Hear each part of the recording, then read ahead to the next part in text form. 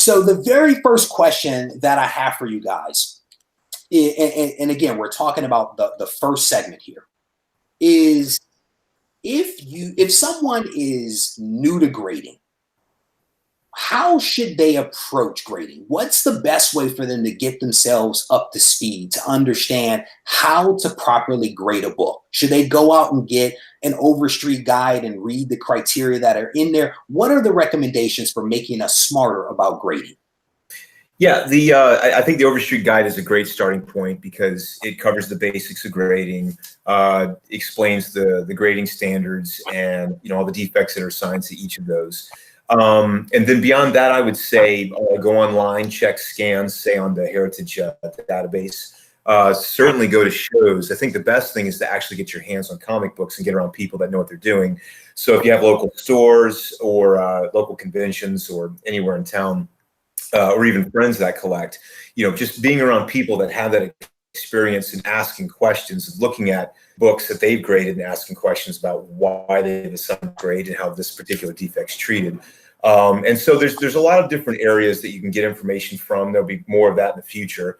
But right now, yeah, the main thing to do is, I think, interaction with people and interaction with the books, which I think the shows and the local stores would be the best thing for that. Yep, because I mean that's one of the questions that I was going to ask is if someone goes out and gets their Overstreet grading criteria and they start to look at their books, like how do they know that the grade that they are assigning to that book is correct? And kind of what I'm hearing you say, much like you did in the restoration video, is do your own research, expose yourself as much as possible to people that may be a little bit more knowledgeable about you, touch as many books, ask as many questions. I'm kind of hearing the same thing here. Is that fair? Yeah, and that's a broad overview. I mean, really, as you become acquainted with grading, it becomes more and more finite because there's so many different kinds of defects, and there's over 100 different defects that we identify. And each one affects a book differently. And then when you factor several in at once, then it becomes even more complicated, especially as the grade gets lower. So, you can't really encapsulate that in one book or one place or one visit or one show. Has to happen over time. So, people can get a general idea of what a VG looks like or a 4.0 or a 6.0 or a 9.0.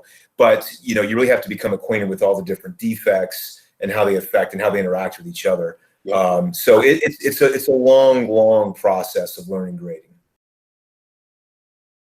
When you approach, or when we approach grading, what is the proper way to do it? Does every book essentially start at like a 10? And then based upon the defects that are seen, right? You just identified there's at least 100 or so defects. Does the grade tick down from there? Or do you look at the book and automatically put the book in a couple of categories, high, medium, low, high grade, medium grade, low grade, and then adjust it from there based upon what you're seeing? Like, how do you do that part of it? That's exactly right. Yeah. If you're dealing with a high grade book, use the subtractive method, which you start at 10.0. Obviously, most books are 9.8 or down. So, once you become a fairly seasoned collector, grader, you can pretty much quickly assume, all right, well, this book's got this defect. It's not going to go higher than 9.4. And then you start the subtraction process from there. And that's part of the subtraction process, is understanding how each individual defect affects a grade. So like, for instance, the number of spine stress lines that break color, the length of a crease, cover tanning, the presence of, like a little color missing or tear. Those little things that affect high grades, if you can quantify those or learn to quantify those, you can quickly use the subtraction method to arrive at a grade. But when you're talking about mid grades and low grades, then it's more like the other thing you were talking about, where you kind of take the book out, eyeball it, and you land on a grade range in your head. You pull it out, because you can't use the subtraction method when you're dealing with 20 different defects that range in all kind of wear. So the best thing to do is just eyeball it and say, okay, this looks kind of like a 4.0 or maybe a 6.0, give or take. And then once you have that, then you start to kind of assess all the defects on the book. You're looking for the worst defects, so you may have a book that has some creasing and some tears, but maybe it has the covers detached. So immediately you know that the cover the determining defect on the grade, and let's say that starts at 4.0. So then now you've already you've got it to 4.0, then you work way down from there. And a lot of it in the lower grades is going to be more of an art than a science. So you can't really use the subtraction method with those. It's more of a, I'm so familiar with the grading process that the grade just pops into your head, and then you just kind of fine tune it over the next several seconds. And seasoned graders can usually nail a grade down within 10, 20 seconds. And I'm gonna be honest with you, I don't know much about grading. And I have a lot of people that will send me photos of books and they'll ask me, Reggie, what do you think of this grade? And typically what I do is I'll pop open my computer and try to find books that have already been graded by somebody, and I'll try to bounce the books against one another to kind of figure out what the grade might be. That's kind of because I'm not a grader, and through the comparison method, that helps me a little bit be able to, give people a little bit of direction.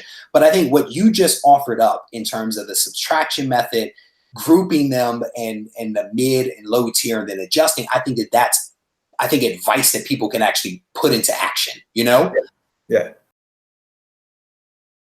And so let's say that you do have a book with a detached cover. Does that book automatically get like a green label? Is it automatically like a 4.0 like you cited in your example? Can you talk a little bit more about detached covers just for a moment? Sure, yeah. Detached cover typically starts at about 4.0, or it starts at 4.0. And then all the other defects bring it down. So, if you have a book that's already a 4.0 and then the cover's attached on top of that, it's probably going to be a little lower, like a 3.5 or maybe a 3.0. Mm-hmm. So that's, now as far as qualifying goes, we do have the option to qualify those. We qualify basically for detachments, missing parts, and signatures. So a detached cover can be qualified, but typically we don't qualify books unless the difference in the qualified grade and the universal grade are large. So if a book's like a 4.5, we're not going to give it a qualified 4.5 if it's going to be a 3.5 otherwise. There's only a 2-point difference there. Typically it would have to be like maybe an 8.0 or better, something like that. So we've got cutoffs for each qualifier that determines for the graders when they should qualify something, when they shouldn't. So what I'm hearing, and I just want to play it back to make sure I'm hearing it correctly, because that was nuanced, right? There is the potential for a book with a detached cover to show up as either a blue label or a green label. Is that what I'm hearing? Correct. Yeah. The only time it's always green is if it's married parts, or wrong parts. So like somebody's married a page, but it's the wrong page, which is essentially the same thing. But yes, otherwise attachments, missing parts, and signatures they all fall on the grade scale, and then we make a determination whether we're going to qualify or not. Because some people, they would rather have a 9.4 qualified than a 7.0, because of a pop staple or a signature. And we do have people that will send their books back or specifically request, I want this in a universal label, and so the grade will be affected, or I want this in a qualified green label and the grade's affected. That's super helpful because my buddy Luke, Undead Mousy, who is in the room right now, actually sent me that question because he had some confusion around. Sometimes I see a detached label that is blue, and sometimes I see it that is green, and it depends. Is basically what the answer is. He's not seeing something wrong. He's seeing it depends upon the book and what's been requested by the submitter. Mm-hmm. When it comes to the grading criteria, is the grading criteria applied evenly to modern books and older books, or are you making certain adjustments based upon what you're looking at? No, it's equal across the board. The differences that I think people see usually have to do with things that are associated with printing defects. So printing defects on a Golden Age book are very different than the ones that took place in the 60s, Silver Age. And even today, today we're seeing a whole bunch of new printing defects. I think we made a last chat how the quality of paper has gone down. So, we've actually had to, sometimes actually create grading curves for a particular book that came out, this week, that every copy's got some kind of ink smear on it. So in terms of grading criteria for those are treated a little differently than a Silver Age book, where we may be more forgiving on distribution ink across the top, or on Golden Age books for like a bindery tear or, a miscut. So, in that regard, grading standards are a little different, but they're unique to those eras. But in terms of like regular handling, where, splits and tears and creases and all that, it's the same across the board. That is super helpful. So thank you for that. Because I remember I was concerned about Amazing Spider-Man 800, right? That 80-page book with every copy had a bindery tear. And I went to shops and they let me look through their diamond boxes to find one that wasn't, and there weren't any. So I was very concerned about sending that book in because I wasn't sure how you guys were going to treat it. And then I started seeing 9/8 with bindery tears, which gave me comfort that you guys were making the adjustment. So I think it's helpful for people to know that. You mentioned that there was potentially 100 defects that could be seen with a book. Are you looking at those defects? Are they additive, right? So are you adding defects on top of defects, or does it get to a point where you're like, this is a 3 and it's got a ton of stuff wrong, but we're just going to stick it at 3? Like, how do you manage 100 defects for a given book? You know, you can take a book out if you know what you're doing, and you can just look at it and within a few seconds go, it's a 3.0. You know, I mean, it doesn't look, it's not gonna look like a 3.5 in the holder. I think 2.5 is too tough on it. Yep. And there's really no quantifying at all. You know, you've eliminated the fact that there's any major defects that you have to consider. You know, because if you had like a 3.0 or a 3.5 with a coupon out, let's say you had 2 coupons out that measured, 4x4, then you'd have to stop and actually, we have to reference our standards to see exactly how those missing coupons would affect a 3.0 and then bring it down from there. But, if you don't have anything like that, then it's just a matter of, just kind of eyeball. So okay. Let's say that I'm in a comic shop or I'm at a con and I pop a book open. And to the point that you just made, I'm flipping through the book, I'm counting the pages, it's looking good, right? And I get to a page and the coupon's gone. Mm-hmm. What impact does that coupon have on that book from a grading perspective? And does it matter whether that coupon affects the story or not? Is that taken into account when I am assigning a grade to a book that I have? It doesn't affect the grade whether it affects a page or a coupon. We do note it differently in the label. We'll say affects story or does not affect story, but a missing part's a missing part. That being said, actually, it's off the margins. That does have less impact than if it does affect, ads or art. As far as like how that affects grade, it probably would be too lengthy to sit here and explain. It's a scale. We have sliding scales for a lot of defects like that. So for instance, if you have a 7.0 with a missing coupon 2x2, it might bring it down to a 3.5. Missing coupon, like a Marvel value stamp missing out of a whole quantity one. It's probably the most common thing we get. That usually cuts off. Yeah, that cuts off at about 3.5. So it's anything that is higher than like 6.0, we would consider qualifying, maybe a little lower, and because otherwise the book's going to get a 3.5 or down.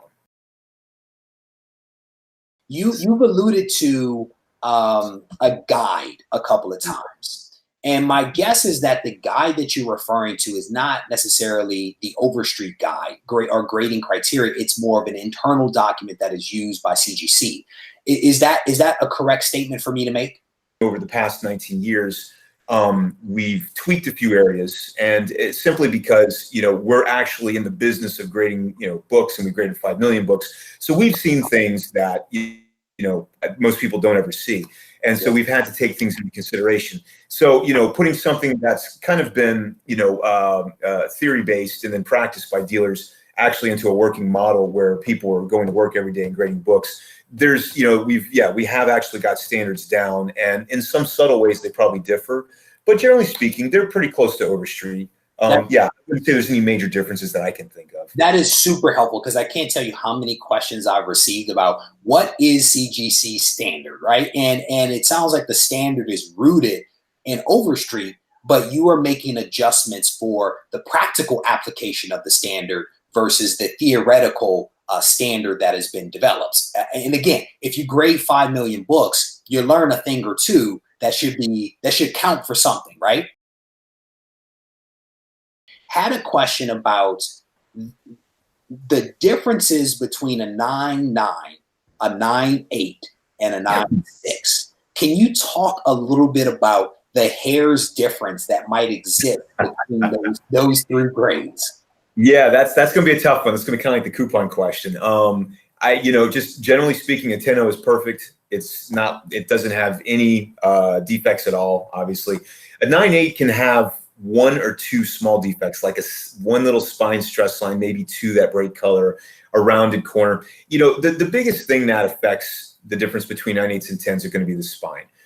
Printing defects aside, printing defects is a huge thing for, say, modern comics. You don't really see anything above 9/8 when you get back, you know, before 1980s, or maybe even the 90s. So really, what we're talking about, the difference between 9/8 and 10/0 for moderns is going to be printing defects is going to be a big thing. But as far as handling where it goes, it's the spine. It's the spine stress lines.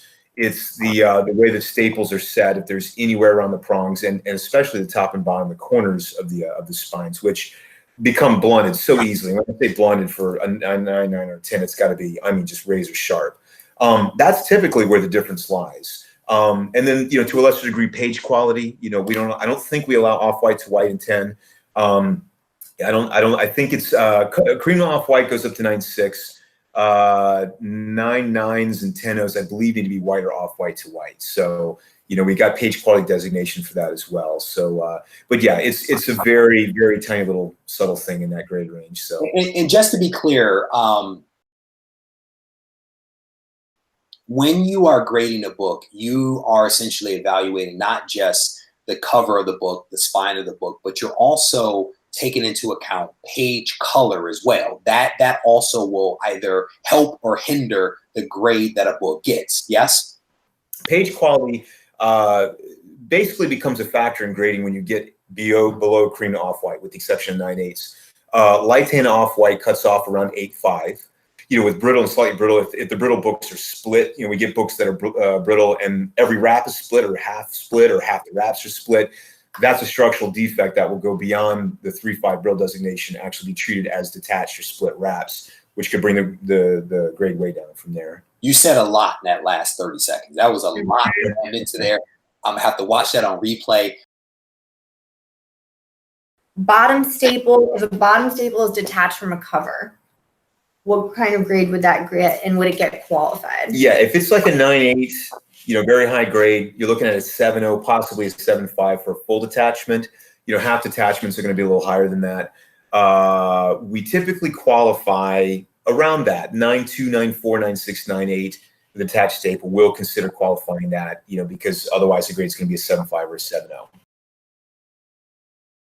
If a book has a missing back cover, will it get a green label? No, we don't qualify for missing parts of covers. Tons, mastheads torn off, large chunks, back covers missing, front cover. No, those are all treated. Those are given universal labels. So missing back cover or front cover will get a 0.5. If it's missing the full cover, it'll get a no grade coverless designation. Someone asked why we won't do verified signatures, because other companies do it. A lot of people do verified signatures. CGC won't do verified signatures because it's not 100% accurate. Even the best ones, they get close, but they're not 100% accurate. And we feel that if we encapsulate just one inaccurate signature in our holders, it brings the entire program in question. And so we just won't do it. We're not going to, plans to. The signature series program will run based off eyewitnesses only.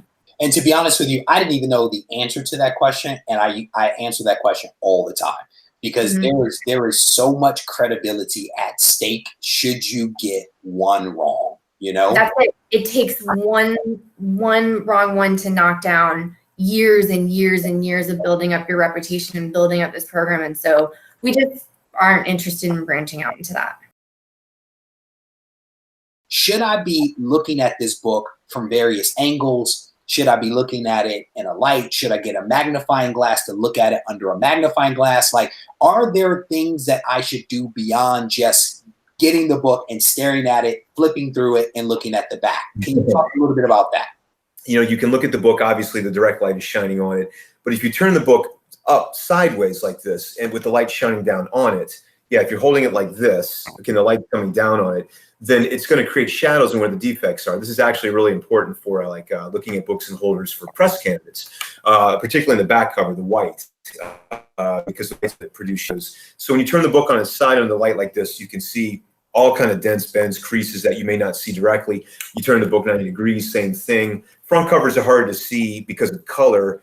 So in that case, what you do is you kind of then turn it at an angle where you have a reflection and you have more of a raking light. And this is also true for if it's not in a holder. But if either way, when you tilt the book, you're creating like a mirror surface because the light's reflecting off the cover. And again, you get a similar effect where all of the imperfections in the paper are going to come to light. And so you can see color touch that way. You can see creases that might be hidden. All kind of things. And so, yeah, the light used different ways is critical when assessing covers. As far as interior pages go, they're dull. They're not. They don't have a glossy finish, so the light effect doesn't work with those. But you really don't need that. When it comes to pages, you're just looking at the color of the paper, which again, the type of light you use is critical. You want to use more of a white light because if you use more of an incandescent light, a warm light, it's going to make the pages look darker. So you could actually assign a lower page quality. But you're looking at interior pages. You're looking for tears, missing pieces, just structural defects. So light's really not as critical in the interior of the book. There was that card that you could get. What was it? The owl card? Yeah. Do you recommend people get those? And if so, do you know where people can get those? Because I have never seen one. Yeah, they probably sell on eBay for $100 a piece. I haven't seen one in years. I maybe have one in a box somewhere at home. I don't remember how useful it is. I think the problem was that it had maybe 4 or 5 shades on it.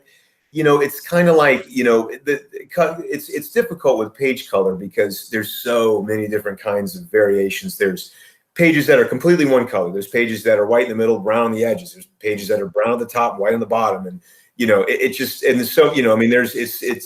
would take, you would need like an owl card that's like 10 feet by 10 feet with like 1,000 colors on it. And you just run around, match it up all the way around this pool tie table thing.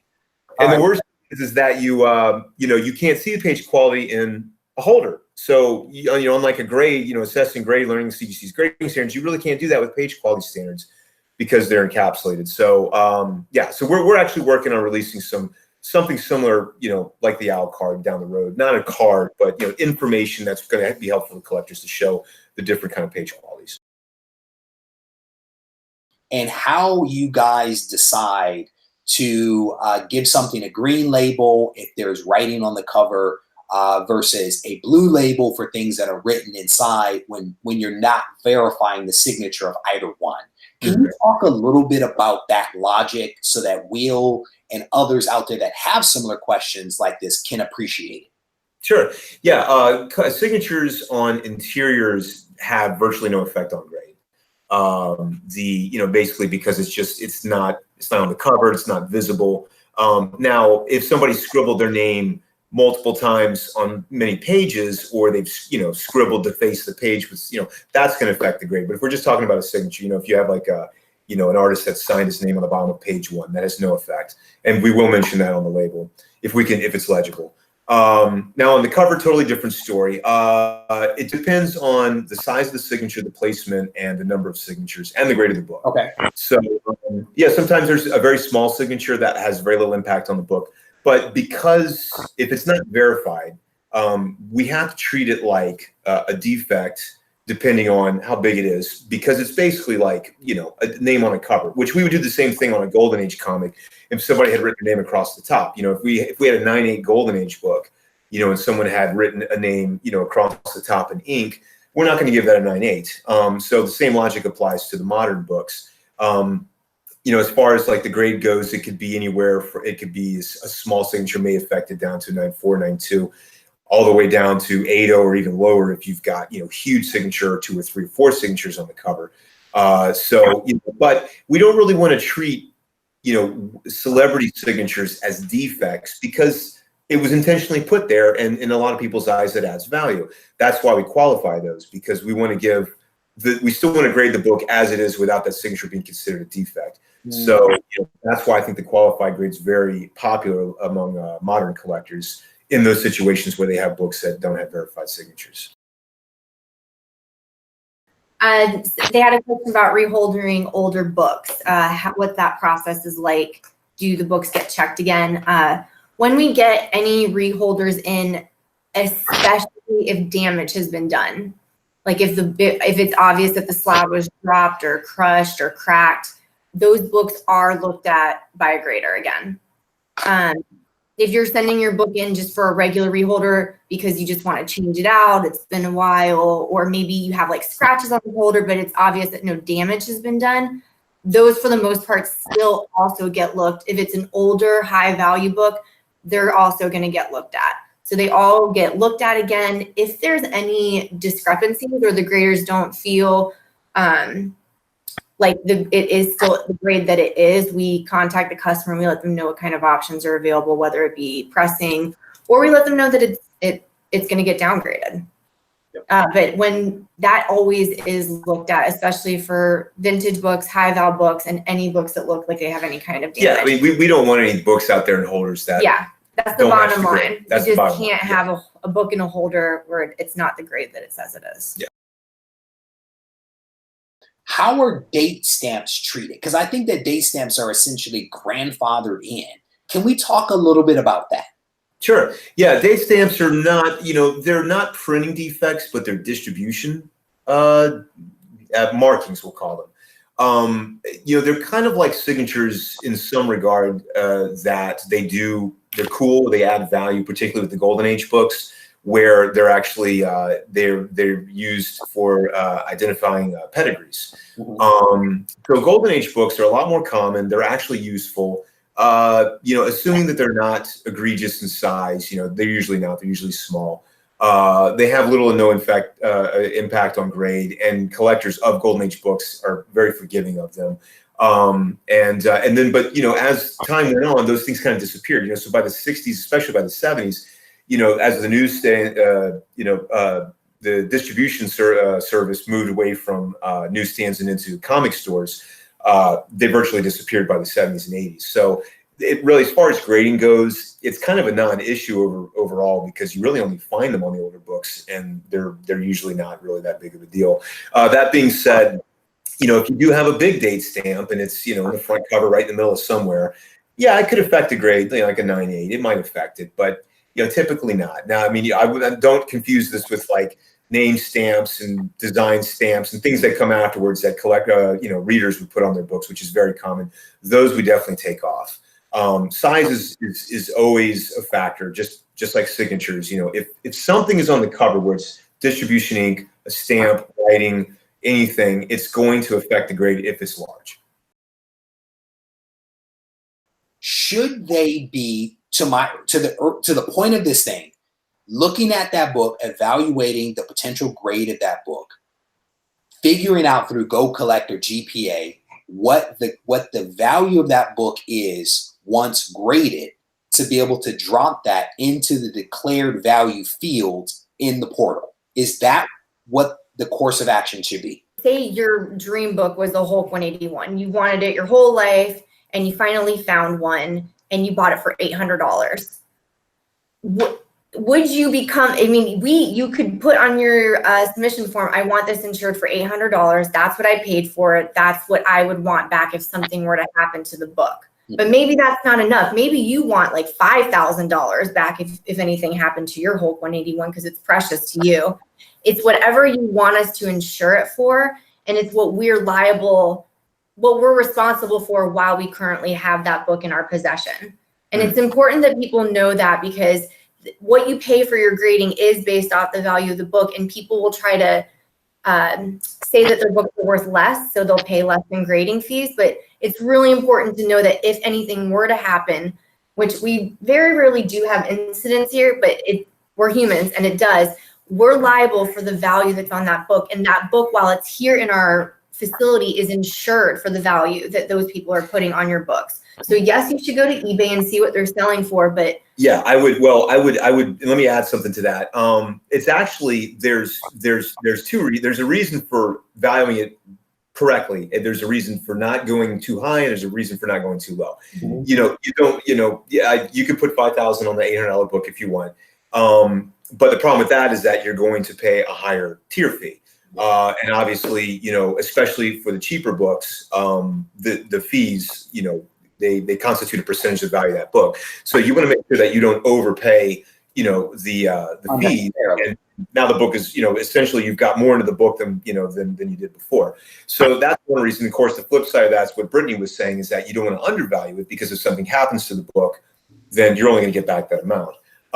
If somebody put $10,000 on a book that was worth $500 and it got damaged or lost, I don't think we're going to pay out $10,000. Yeah, I think that's too egregious. I think we'd have to call them out on that one. But the best thing to do is to just go ahead and do the best job you can. Try to get it as close to right as possible. GPA, all those other sources eBay. That you talked about, eBay, what you paid. Most people know what it's worth. They know what they paid. Usually people who dig stuff out of the garage after 50 years, they're not going to know. We can always help those kind of people, but most people know, and they usually get it right. And if the grade happens to come back higher, then we'll bump the CGC will bump the fee actually up, but that's only if it's like significantly higher. If you send it in for 800 and it ends up being worth 12 or 1,300 bucks for you, we're not going to bump it to an express. Yep. If it's like $800 and it comes out $2,000 or $1,800, then we would do that. Do we pay attention to the census and actually try to control the market based on what we've graded before? That was weird. It's a very good question. Very good question. Yeah, the answer is no. Of course, we don't. We just grade them as we see them. They're exactly what they are in front of us is what we grade them. We don't sit there and say, oh, there's too many 8.0s on the census, we can't give this an 8. In fact, if partial. Yeah, we want the book to be the best it can be. We give the book the highest grade we can give it without being wrong. That's kind of, our philosophy. We're not trying to keep grades down, keep grades low, constantly looking for feedback from dealers and collectors on, our grading standards. I remember the first Spidey 1498 we graded. We went, 15, 16 years, and a bunch of 9.6s had piled up. And I don't think I was fully aware that there was no 9.8s on the census there. I think there's maybe 3 or 4 or 5 issues left. There's no 9.8s, like a 28 and a couple others. And one day in the grading room, there was this one sitting in front of me, and I was like, oh my God, I think this is a 9.8, and so passed it around. Everybody looked at it, confirmed, that finally this book is a 9.8, and that was the very first one. So yeah, so it's actually kind of a celebration whenever we have stuff like that happen. In 1704, Sir Isaac Newton discovered this phenomenon of, I guess it was like, reflective light among two pieces of refractory light. Thank you for that. I appreciate it.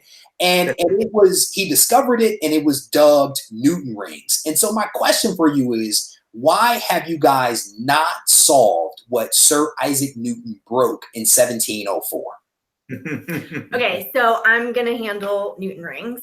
I'm going to chime in, though. Yes. I'll chime in. So as you already explained, Newton rings are just what happens when two pieces of plastic touch and light refracts through them. You see that rainbowish. Yeah, it happens on really smooth, clear surfaces. So first things first, there is no oil. There's no substance there. It's merely an illusion that's caused by the light and the optical illusion. Yeah. Or a visual thing. Of the two plastics touching. So we've had this in our holders since our inception, and I think it was not as noticeable before because the inner wells that we were using were slightly tinted, and you couldn't see. They were there, but they just didn't visually. You couldn't see them as much because of the tint of the inner well. Our holders now using PETG and our archival outer plastic, they're just so clear that the Newton rings are just way more visible. So we've actually taken steps of creating more space within the well to almost completely reduce them on like 95% of the books we've seen them on. It's gone on most. Less. It's still a little visible on a few. Yeah. Our departments are all over. They've been all over it for a while. So from our perspective, the problem is diminished. Now the problem is that everybody has their own standards of what they consider acceptable in terms of Newton rings. I look at books, and like Brittany said, I've been dealing with CGC since they opened in 2000. It was always there in some form or another, and I never even noticed it really. It wasn't until a couple of years ago when it really came to the forefront, and it became a big thing. So so now now it's one of those things that we have to to address.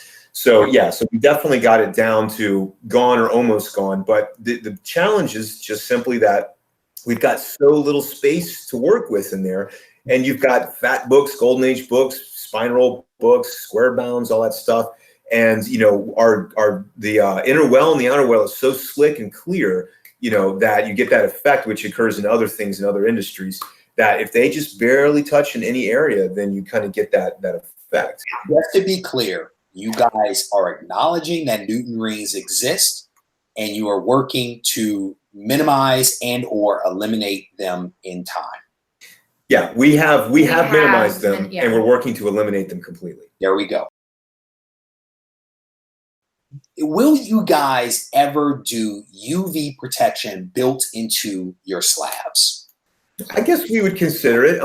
You know, honestly, the only time, well, I mean, the issue with light is they shouldn't be stored in light anyway. Well, you know, the dealers. Yeah, I was going to say the dealers. You know, and ironically, the most valuable books end up on the walls at the shows, and then there are some collectors like to display their books at home.